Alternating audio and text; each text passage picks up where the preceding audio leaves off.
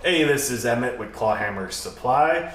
Today's video we're going to be talking about the Inkbird controller that is coming with our version 1.5 of our brewing system. The Inkbird controller is very similar to our version 2.0 controller that will be coming out shortly.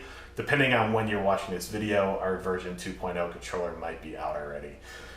Basically, we have to do a workaround in order to make the Inkbird controller work with our pump for our brewing system.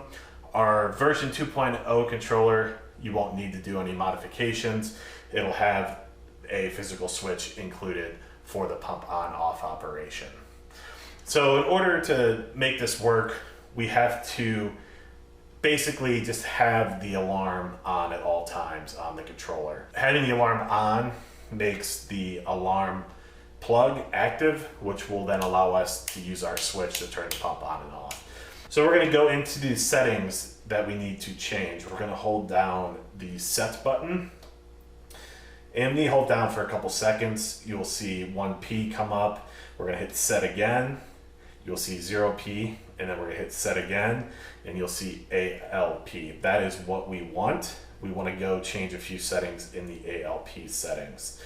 We're going to hit the AT run button, change node to 1 from 0.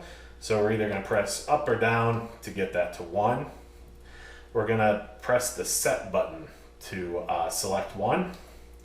And then high alarm. Basically, we need to get this to a negative value, and that's what will turn the alarm on at all times. So basically, I just go through and press down on all of the 9s, bring them down to 0, and then bring the dot over to that value, press down, and you'll have a negative 901.